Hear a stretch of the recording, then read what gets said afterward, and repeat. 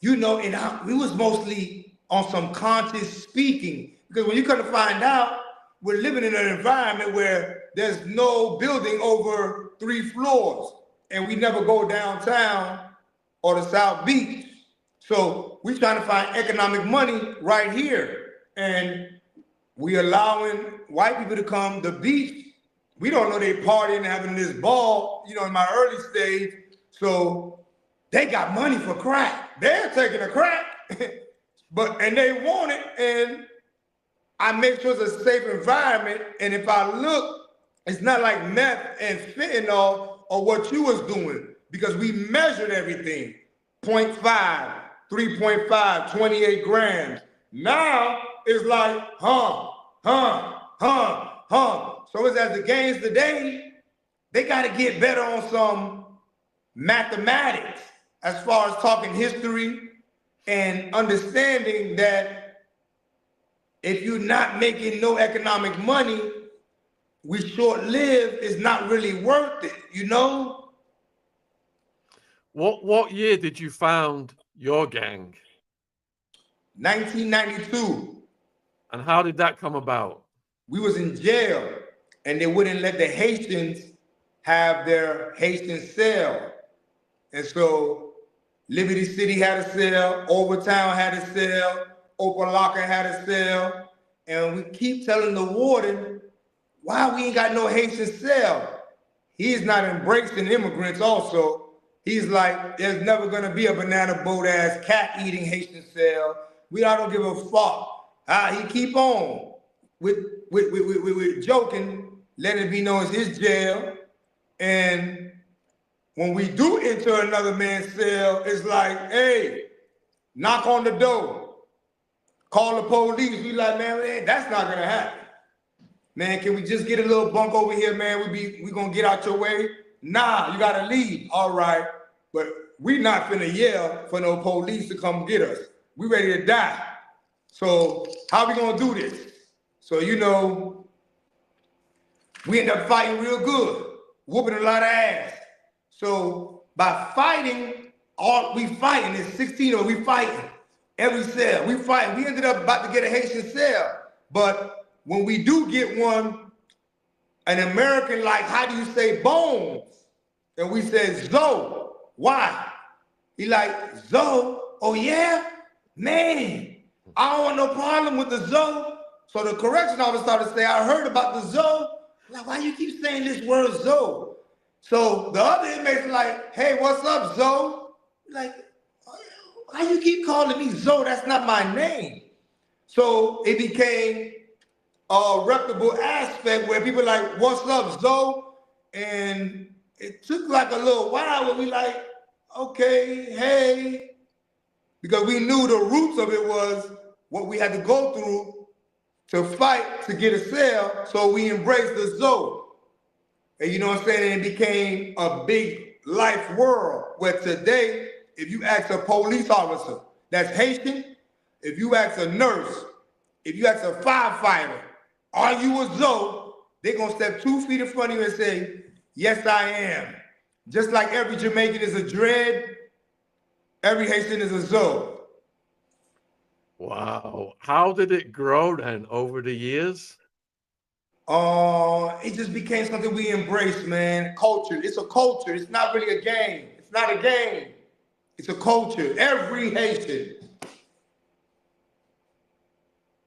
So you must, look back and see how it grew and be proud of this influence you've had on the culture. Oh, definitely. We got songs tatted on my chest because I'm a ZOE.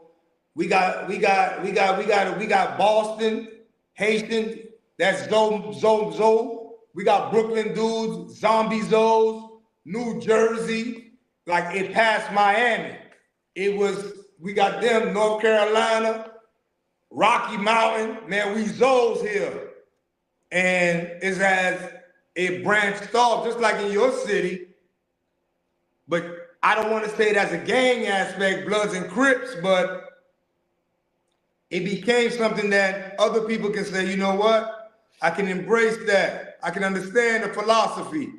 And, besides entering the history of Haiti, of our founding fathers, Toussaint Liberty, Jean-Jacques Dessalines, you know what I'm saying, of what they did. So it became a big aspect, and then, it became ZOE Pound. So as a young man, what were your earliest musical influences? There's a dude in Miami with Uncle Luke Skywalker. He's the first person out of Miami to bring a record label to the South. Uncle Luke, we got to give him that, I got him right there, Uncle Luke. But he's the first person to bring it down south. Jermaine Dupri, he was something big too. Colin Paul, Dallas Austin. But Uncle Luke was the first one. Jay Prince, but Uncle Luke was the first one, and Uncle Luke embraced optimist football. I was playing football. Miami, we the #1 recruit in finding a football player. Chad Johnson, he got the 40s, all these dudes, Edwin James, he played with Peyton Manning, 22 goals in his mouth, Michael McKenzie, Omar Rowe, all these dudes, they from Miami. And the park had such a great culture. I'm talking about being young, 9, 10 years old. It was just such an embracing culture. It was so hip hop, man. It was so beautiful, man. But it'll rise to be a lot, though. It'll rise to be what we talk about today. So you started to get more involved in the music industry. Yeah, I got involved when I'm at that park, as you would say, through Uncle Al. Through Uncle Al, I had a bunch of artists. Rollo Boys, Toro, God bless his dead. He was always in the music aspect. And Uncle Al and him, we would jam and put 20 speakers in the air in the middle of the block all day. All day. Ain't not Sunday, no.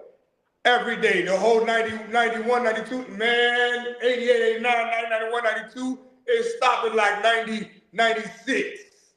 All day, different hoods. And Uncle Al was the person that brought that to us in Miami.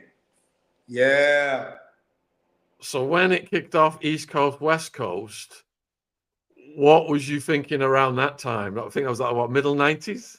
Yeah, that happened in 96. Yeah, it was a big war within them, But we had somebody called Andre 3000, he was a good friend of mine, but he always let it be known that the South had something to say. And it was East and West, but the South was here, and we was here to stay and to make a noise and then let it be known we from the South, and we're gonna be reckoned with it. You're gonna understand us. And today, the South got the music industry for the last 20 years and ain't trying to give it to nobody. I remember, was it the Miami Winter Music Conference for all the ravers? You remember that one? Jack the Rapper, Freaknik. Okay. Yeah, you remember? Yeah, you was in Phoenix. You gotta come down there. Jack the Rapper, How Can I Be Down with Peter Thomas? Yeah. It was expanding amazing. When Tupac and Biggie came on the scene then, what were you thinking? It was exceptional, but music was kind of different back then. Tupac was just selling 500,000. He wasn't selling that much, till when he got out of jail.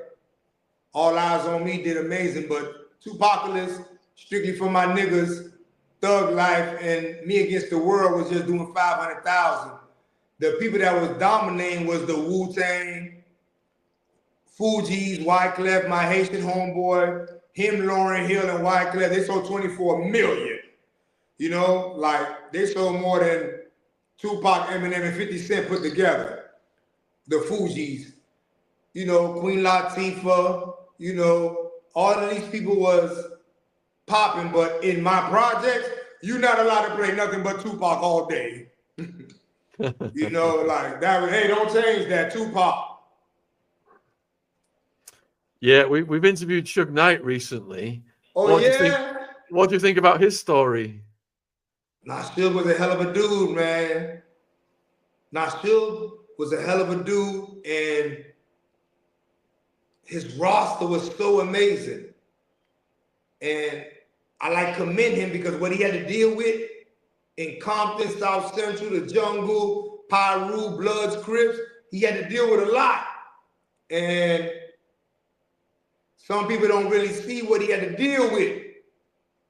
And he did a hell of a job, man. Sugar's something amazing, man. Yeah, he did that. Do you have any thoughts you could share on the deaths of Tupac and Biggie? Really for Tupac, man. Tupac was somebody, I'm talking about I became a bad boy killer. Like, I'll do whatever. I'm talking about I wanted to always be around Pop.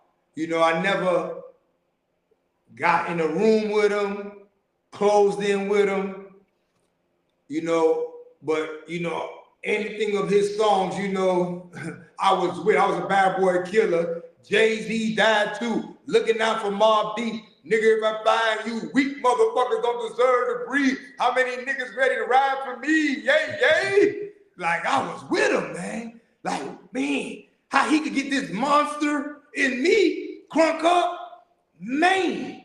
That was up. He was amazing to get this monster in me, crunk up. That man could do that. Not many people could do that like he did to me. So we've got loads of questions that have coming in about Diddy, of course. And you know, you told me previously that you went to parties that Diddy invited you to. You took substances over there, and J-Lo, you know, you was partying with J-Lo, things like that. Could you elaborate on what that was like, please? Yeah, you know, Puff really, Puff was the essential of where you wanted to be and who you wanted to be around. Puff would throw some extravagant aspect where Kid Rock came, God bless his dead, Prince would come, Denzel Washington would come. You know what I'm saying? He would bring some of the most elite people and then bring street people like me around to be around them. So his parties became so many different tiers of people within one that it was something that it made you because you went to the party, you know? It's like a good networking opportunity. Oh my God. You come out of that thing, man. You come out of that thing with phone numbers never before. It was better than any other networking aspect. You go to the Hamptons, the all-white party in 97. Oh my gosh. Man, you go in there, you like, man, Sanaa Lathan in here, Nia Long, Vivica Fox. I'm talking about if they wanted to be the who's who, they had to go to the party. So, you know, not just them, even rock stars. You know, Kid Rock, he gonna make sure he get there too. You would see country singers there. Paris Hilton wouldn't miss a Puff party. Every time I'm there, it made Paris Hilton hip hop. Like Paris here, Kim Kardashian here, Nicole Murphy here. It was the place to be. How did your relationship with Diddy come about in the first place? 50 Cent? How did your relationship with 50 Cent come about then, before that? My relationship with 50 Cent really was on some managing a rapper named Game that was part of his record label. And my man, Jimmy Hinchman, got the contract on Game. He's letting me get 20% on whatever's going on in the South. Me and Snake. And, you know, I'm really worried about selling my drugs, but 50 came in with these two songs, Wankster and In the Club. Like 50 Cent, Eminem, of course the Fugees I did them, but Eminem, Nelly, they sold 10 million. Like, you know, Tupac, when he died, 10 million. But it's like, he blew up 50 Cent. So he was the dude to be, top business with. So we moved in on 50 Cent, met him backstage, had a rapper named Game and said, hey, 50, we got a rapper named Game, man. He'll look good for you for the West Coast. But he kind of like, okay, so there was a real gangster named 50 Cent. He was on Rockets Island. He died. And his mother and baby mother was doing awful. So went to go find his mother and baby mother and say, and then pull up back on 50. Hey, 50, this is 50 Cent. You done took the man's name. This is mother and his wife. You know what I'm saying? You know the man is dead, and do you know he don't must have a tombstone? But 50, he did a documentary on it. You know what I'm saying? With Jimmy Hinchman and everybody in it, as into, oh, you know what? I'm going to help. Give them a tombstone, gave them some money. Then we started to really network and say, hey, 50, we got a rapper here, man, named The Game. Why don't you take a look at it, make him the west side of G Unit? And he agreed, looked into it, wanted a couple of favors from us. We've been around. He just came in. So he made him part of his artist, his entourage. And when you met Diddy for the first time, what impression did you have of him? Nah, he was like that. You know, one of them dudes that raised up from, he not no street dude that made money. It's two different kind of dudes I be saying. There's a jailbird and a street dude. He was mostly a jailbird. And within his jailbird aspect, you know, he got a nice size from Queens. He held it down and did his time and did his. So. Oh, we've lost your audio, Ali. I think I can't hear you. Let me see if I can hear you on the on this. Audio, Ali. I think I can't hear you. Let me see if I can. Yeah. Let me see what's happened. Is someone called you on your phone or something? Has it knocked your audio off? Nah, somebody called in. Oh, that's what it was. Yeah, that's what it was. You're back. All right. So do you think then, is Diddy the kind of person cut out to survive prison? I can't lie to you, man.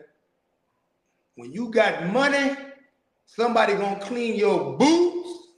Somebody gonna clean your cell. Somebody gonna go ahead and have your towel wait for you. Somebody gonna stand in front of your door. Now, do you want to live as into paying people's face? Is a different question than survival. That man got money. He's around a bunch of poor people, man. Hell yeah, he rich. Man, they're gonna be begging for that money. All right, you've just served almost 20 years. So you know all about the prison politics. Yeah. In America. And every state's got kind of different politics. So where Diddy is housed presently, wouldn't he have a jacket for the nature of his crimes? Wouldn't that work against him? Now that can work against you as far as somebody moving in to get a check. But when you in prison, if there's a dude Sanford that got Sam Bankman-Fried. Not Bankman-Fried, another one that did a Ponzi scheme, Sanford, but he from Florida. So I go at it at all the pedophiles and the rapists, but I don't allow Virginia or anybody else, New York or LA, to get on his ass. I'm the only one can get on him and make sure he good. You gotta be from Florida. So the New York dudes are gonna hold a political shield around him, and he gonna make sure they're good. Because there's been some serious allegations in the civil lawsuits about him, against kids, like young, underage, things like that. And you know, I know you're a stand-up guy. You would have never, if you'd have seen anything like that, you would have stopped it. So because he's got these allegations against him with with kids, wouldn't that make him a target? Yeah, that make you a target, man. Yeah, that's no good.